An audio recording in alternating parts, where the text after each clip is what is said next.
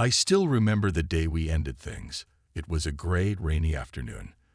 The kind of day that feels heavy even without a reason. But we had plenty of reasons. Months of silence, cold stares, and fights that never really ended. We weren't yelling anymore. We were just done. She stood in the kitchen, arms crossed, wearing that old sweater with the tiny hole near the sleeve. I used to tease her about it. Now I just found it annoying. I looked at her and said, "This isn't working. We both know it." She didn't cry. That surprised me. I thought she'd beg me to stay. She always used to try to fix things, hold us together. But not that day. She just nodded. Her lips were tight, her eyes tired, like she'd already let go a long time ago. I picked up my bag. I had already packed it the night before, just the essentials: clothes, charger, laptop. I didn't want anything else from that apartment. Not the photos, not the mugs we bought on vacation, not the couch we chose together. I wanted a clean break. "What are you going to do?" I asked her just to make conversation. Maybe part of me wanted her to say something. Anything. She shrugged. "I'll figure it out." "You don't even have a real job," I said, the words sharper than I meant. "The bookstore pays what, $10 an hour?" She looked at me then. Really looked. "I'll be fine." I rolled my eyes. "You always say that." And then I walked out. My car was parked 2 blocks away. The rain had picked up, but I didn't run. I let it soak through my jacket. Somehow, it felt right, like the weather was matching my mood. As I drove away, I kept expecting to feel something: regret, sadness, maybe even relief. But all I felt was tired. Tired of the small apartment, the quiet dinners, the feeling that I was stuck. I told myself I was doing the right thing. I had big plans, better things ahead. I was already picturing my next chapter. A modern condo, late-night drinks, someone who fit my lifestyle better. Someone with ambition, with energy. I told myself she would be fine. Maybe she'd move back in with her mom, or find a roommate. Maybe she'd pick up another job. She was always good at surviving, even if she didn't dream big. And honestly, I didn't think much about her after that.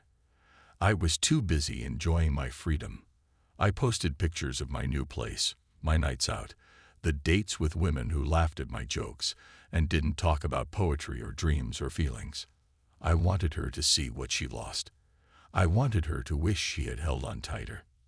But weeks passed, then months, and she never called, never messaged, never even liked one of my posts. That bothered me more than I expected. Still, I told myself she was probably struggling, maybe even missing me quietly. I laughed to friends and said, "She'll come around. Eventually." What I didn't know was that her story wasn't ending. It was just beginning. After the breakup, I felt like a weight had been lifted off my shoulders. I finally had space to breathe, to think, to move forward without someone holding me back. At least, that's what I told myself every morning when I woke up alone in my new place. The condo was small but stylish. White walls, black furniture, big windows. It was the kind of place that looked good in pictures. I made sure to take lots of them. My morning coffee by the window, my new gym routine, the flat-screen TV I bought with my first bonus of the year. I was doing well at work. I'd just been promoted, and people were starting to notice me. Some even called me up and coming. That felt good. I liked hearing it. It made me think I made the right decision leaving her behind. Dating started up again too. Not serious stuff. Just drinks, laughs, maybe a few dinners. I wasn't looking for love. I told myself love was overrated anyway. What I wanted was someone who matched my energy, my goals. Someone who didn't talk about secondhand books or daydream about opening a tiny cafe. Still, every once in a while, her name would come up. Mutual friends would ask, "Have you heard from her?" I'd shake my head. "She's probably still working at that bookstore," I'd say with a smirk. "Bet she's still saving up for a new toaster." People would laugh, kind of, but sometimes they looked uncomfortable. Maybe they thought I was being mean. Maybe I was. But it was easier to joke than admit I was curious. I wanted to know what she was doing, how she was living, if she missed me even a little. I didn't reach out, though. I told myself that would look weak. Besides, she hadn't messaged me either. Not a single word. Not even a like on one of my posts. It was like she vanished. So I kept going, focused on myself. Bought new clothes, started lifting weights, tried out fancy restaurants. I even signed up for one of those networking events where people pass out business cards like candy. I felt important there. People listened when I talked. They called me sharp. I liked the way that sounded. One night, I was out with a couple of guys from work. We were at this rooftop bar, music playing, city lights blinking in the background. One of them said, "Hey, didn't you used to date that girl who works at Page Turner's?" I laughed. "Yeah, that's the one." He raised an eyebrow. "You might want to check again. Someone said she pulled up in a Rolls-Royce last week." I nearly choked on my drink. "What? No way, you're joking." He shrugged. "Just what I heard. Maybe she got lucky." I brushed it off. Said something like, "Maybe she's driving for a rich customer." Everyone laughed. I laughed too. But something about it stuck in my head. A Rolls-Royce. Her. When I got home that night, I couldn't sleep. I opened my phone, typed her name into the search bar. And that's when things started to change. The next few days, I couldn't stop thinking about that Rolls-Royce. Every time I drove my car, I found myself glancing at the expensive cars that passed by, wondering if maybe, just maybe, I'd see her behind the wheel of one. But when I thought about it, it didn't make sense. How could she afford a car like that? She was still working at the bookstore, right? But then the rumors started to spread. It was at a friend's party when I first heard it again. We were standing around, talking about the usual things: work, sports, what new restaurants were opening in town. And then someone mentioned her name. One of the guys laughed, saying, "I saw her last weekend. She was at that fancy brunch spot by the marina, looking all glam." I nearly spit out my drink. "What?" He nodded. "Yeah, she was sitting with some guy. Couldn't tell who he was, but he had the kind of watch that costs more than my rent." I frowned, trying to brush it off. "Probably just some guy she met," I said, not believing it myself. But even as I said it, I felt a little panic rising inside me. Could she really be living a different life now? Was she actually doing better than me? The next day, I decided to do something I never thought I would. I searched for her on social media. I hadn't bothered looking at her profiles before. She wasn't the type to post much, just the occasional picture of a book or a cup of coffee. But now, something in me needed to know. I clicked on her name, and there it was. Her page looked completely different from what I remembered. Her photos were high quality now: sunsets, luxury vacations, expensive dinners, fancy cocktails. She was smiling more than I'd ever seen her smile before. There was one picture where she stood in front of a private jet, wearing a dress that cost more than my whole wardrobe. And in the caption, she wrote, "Feeling grateful for everything life has given me." I scrolled down further. Another photo. This time, she was with a man I didn't recognize, sitting at a gala. The man was dressed in a sharp tuxedo, with a watch that sparkled in the light. I felt my stomach twist. He looked like he belonged in the world I had only ever dreamed of. The caption said, "So happy to have you by my side. Victor." Victor. The name sounded familiar, but I couldn't place it. I quickly searched it, and when I saw the results, I froze. Victor Langston, tech mogul, self-made billionaire, founder of one of the biggest companies in the world. My jaw dropped. She was dating a billionaire. I couldn't believe it. How had I not known about this? How had she gone from struggling with a part-time job at a bookstore to dating someone like him? As I sat there, staring at my phone, it felt like the world had shifted beneath my feet. I felt a mix of jealousy, disbelief, and something I didn't want to admit: regret. I had left her behind, thinking she wouldn't go far without me. But here she was, living a life I never could have imagined for her, and certainly not for myself. She had made it, without me. I couldn't stop thinking about what I'd found. Every time I closed my eyes, all I could see was her, smiling on the beach, wearing that expensive dress. And next to her, there he was, Victor Langston, the billionaire. I felt like I was stuck in a bad dream, the kind where you can't wake up no matter how hard you try. I spent the next few days obsessing over her social media, scrolling through every photo, trying to find a clue. But the more I looked, the more confused I became. It wasn't just the luxury. There was something about her face that was different. She looked different. Not just happier, but more confident, more at ease, like she had finally found a place where she belonged. And that's when it hit me. I didn't know her anymore. She wasn't the same woman I had walked away from. I thought back to the days when we lived together. She used to dream of opening a small cafe. She loved to write, to read, to talk about poetry. But now, it seemed like she had stepped into a whole new world, one that didn't include me. I tried to shake off the feeling, telling myself I was being stupid. It's not like I was still in love with her. I didn't even miss her in the way I thought I would. But there was something about seeing her in a different light, living this perfect, glamorous life, that made me realize how little I really knew about her.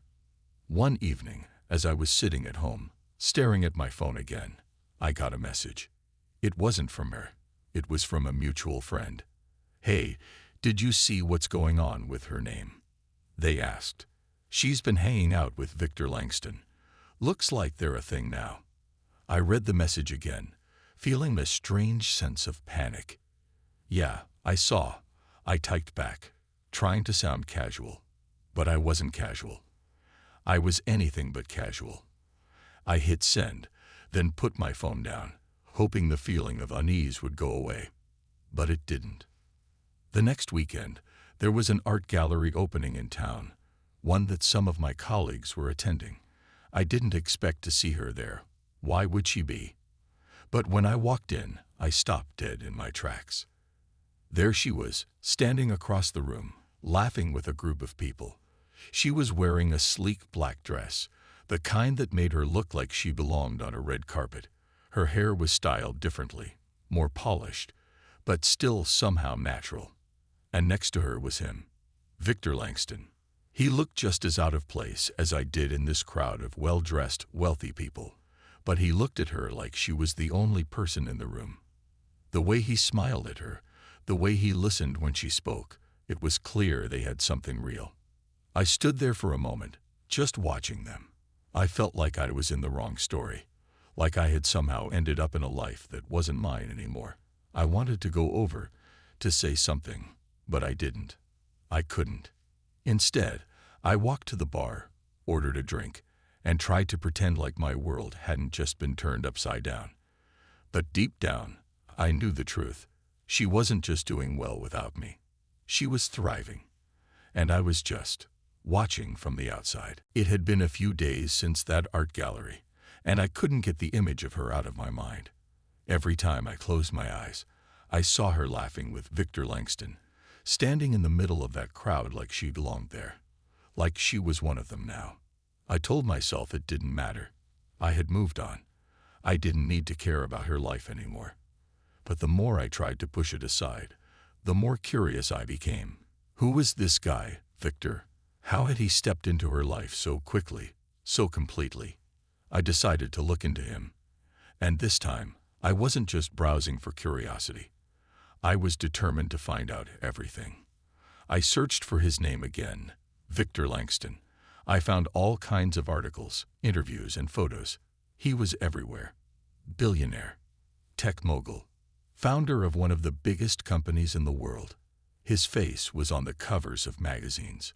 He was invited to speak at events I couldn't even imagine being invited to. What struck me the most was the way people talked about him. He wasn't just rich. He was admired, respected. He had built his company from the ground up, a self-made success. People looked up to him. And it hit me like a punch to the stomach. This man was everything I wasn't. And she, my ex-wife, the woman I had dismissed as ordinary, as unambitious, was now standing by his side. She was living a life that, in my wildest dreams, I never thought she would have. It made me angry, not because I wanted her back, but because it felt like I had been wrong about her, like I had underestimated her in every possible way. I spent the next few days in a kind of haze, feeling torn. I couldn't stop thinking about her new life. I tried to focus on work, on everything I had going for me, but it wasn't enough. The more I learned about Victor, the more it felt like I had missed something. I couldn't stop thinking that maybe if I had been a little more supportive, a little less arrogant, maybe she wouldn't have needed someone like him. Then, one evening, I saw it, a picture on social media.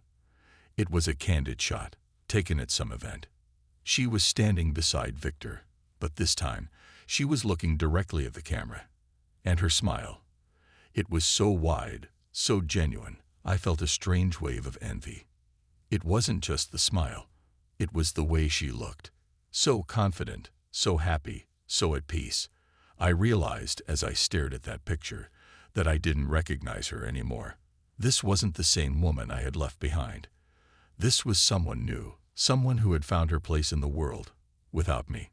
For the first time since we separated, I felt truly small. I wasn't sad. I wasn't even angry anymore. I just felt insignificant. She had moved on, and I had been left behind, watching from the sidelines, hoping she might look back. But she never did. It was a Saturday night when I ran into her again. I didn't expect it, didn't plan for it. I was just at an art exhibit, trying to pretend that everything was normal. I was with some colleagues, laughing, discussing the latest trends in business. I wasn't paying much attention to the crowd. That is, until I saw her. She was standing across the room, talking to a small group of people. I froze. For a second, I thought I was imagining it. But no, it was her. She looked just as beautiful as I remembered, but somehow more confident. She wasn't the shy, unsure woman I had left behind. She was standing tall, laughing with ease, dressed in a sleek black dress that looked like it was made just for her. And standing next to her, of course, was Victor Langston. They looked perfect together. He was talking to someone, but his eyes kept drifting to her, like he couldn't get enough of her. I felt a strange knot in my stomach. I wanted to look away, but I couldn't. I just stood there, watching them. It was like being hit with a wave of realization all at once. This wasn't a passing phase for her. She wasn't just having a good time. She had found a new life, a better life, one that didn't include me. I didn't know what to do. Should I walk over and say hello? Should I act casual, like we hadn't been married? But what could I possibly say? Hey, I see you're living your best life now. Ha! It felt ridiculous. So instead, I stayed where I was, trying to blend in with the crowd. But I couldn't stop watching her. I noticed how she was no longer the woman who used to feel nervous in big crowds, the one who would shrink back in a room full of strangers. Now, she was the center of attention, glowing with confidence, like she belonged in that world. And Victor, he looked at her like she was the most important person in the room. Just then, one of my colleagues nudged me and said, "Hey, isn't that your ex-wife?" I turned and nodded, feeling awkward. "Yeah, that's her," I said, trying to keep it cool. "She's doing well, huh?" "Well, she's thriving. Look at her with him." My colleague smiled, impressed. "That's Victor Langston, the billionaire. She's living the dream." I swallowed hard. It stung, but I couldn't admit that it hurt. I just nodded and forced a smile. "Yeah, I guess she is." I kept telling myself it didn't matter. She wasn't my problem anymore. I didn't care about her life or her choices. But the truth was, I did care. Maybe too much. Eventually, I decided it was time to leave. I didn't want to be there, standing in the same room as her and Victor, feeling like a shadow. As I walked toward the exit, I glanced back one last time. She was still laughing, still glowing. And I knew, deep down, that she wasn't just happy with Victor. She was happy with herself.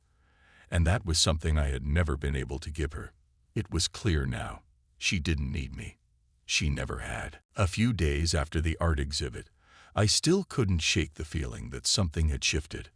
I tried to keep myself busy, diving into work, catching up with friends, and pretending like it didn't bother me.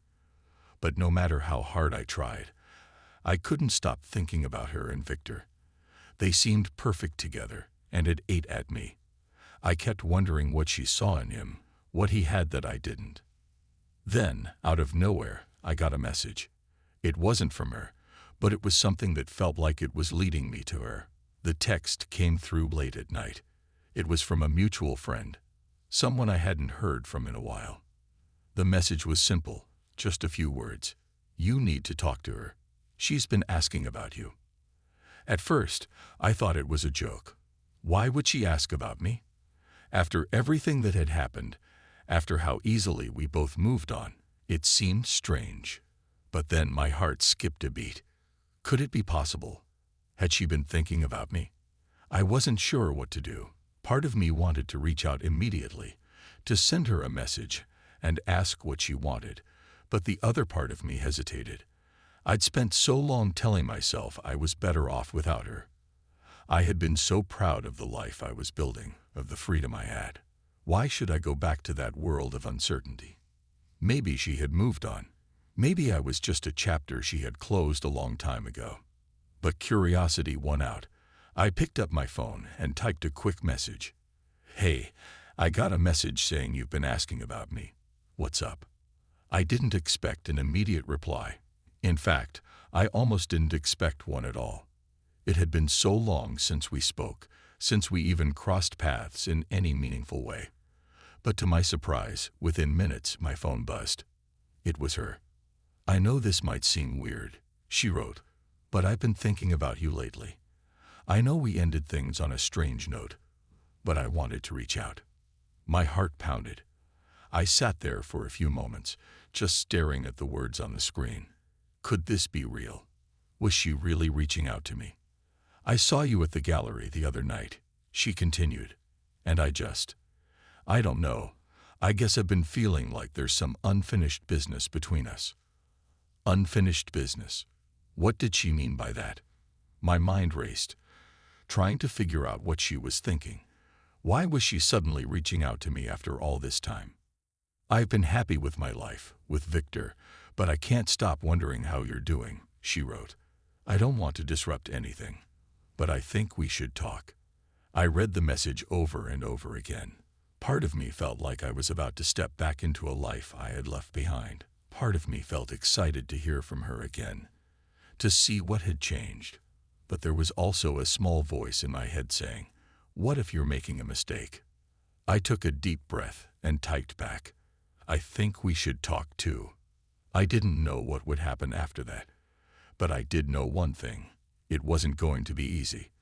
The woman who had walked out of my life all those months ago was asking for a conversation, and I couldn't ignore that. The next day, we set a time to meet.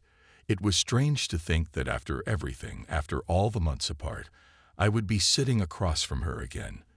But there I was, standing outside the same cafe where we used to meet for our weekly coffee dates. Everything felt familiar and strange at the same time. When she walked in, I didn't know what to feel. She looked different, but not in the way I expected. She was still the same woman I had once loved, but there was a confidence in her eyes now. She wasn't the unsure woman I had known. She was someone who had found her place in the world, someone who was no longer looking for answers, but had already found them. Hey, she said softly, offering me a smile. Hey, I replied, my voice feeling a little shaky. It's been a while. Yeah, it has. She sat down across from me, her eyes scanning my face for a moment before she spoke again. I didn't know how to reach out. I wasn't sure if you'd even want to talk. I wasn't sure either, I admitted. But I guess we both ended up here. Yeah, she said quietly, looking down at the table for a moment. I've been thinking about everything. the way we ended, how things went, and I wanted to say I'm sorry. For how everything played out. I was taken aback. You're sorry? Yeah, she nodded. I don't think I really understood what I was doing at the time. I left, not because of you, but because I had to find myself. I needed to do that on my own, and I didn't realize how much it would hurt you. I felt a lump in my throat. Part of me wanted to say it was too late for apologies, but the other part of me knew she was being honest. She had grown, just like I had. We had both learned things the hard way, but maybe it wasn't too late to fix things. Whatever fixing meant. I didn't make it easy for you either, I said. I was stubborn. I thought I had everything figured out, and I never really listened to you, to what you wanted. She looked up, meeting my eyes for the first time since we sat down. We both made mistakes, but that doesn't mean we can't move forward. I wasn't sure what she meant. Move forward how? As friends, or something more? My heart raced, but I didn't know the answer. All I knew was that seeing her here, talking to me like this, felt right. So, what now? I asked, my voice quiet. I don't know, she said. I think we both needed time. Time to grow. Time to realize what we really wanted. But I think I needed to talk to you. To see if there was anything left between us. Do you think there is? I asked, my words hanging in the air. I don't know, she said honestly. I'm happy with where I am now. With Victor. He's a good person, and he makes me happy. But I think I wanted to know that we were both okay, that we didn't leave things on bad terms. It stung to hear her say that. She was happy with him, and that was something I would have to accept. But at least she wasn't looking back with regret, and neither was I. Maybe this was closure, the kind we both needed. I'm okay, I said. I've moved on too. I'm happy with where I'm at. Good, she smiled softly. I'm glad to hear that. We sat in silence for a few moments, just looking at each other. It wasn't awkward, but it wasn't easy either. We had been a part of each other's lives for so long, and now we were two people with different paths. Finally, I stood up. It was good to see you again, I said. Yeah, it was. She stood too, giving me a warm hug before pulling away. Take care of yourself, okay? You too, I said, watching her walk away. As I stood there, alone in the cafe, I realized something important. We weren't meant to be anymore, but that didn't mean we hadn't shared something beautiful. We had both found our own happiness, our own lives, and maybe that was all we ever needed.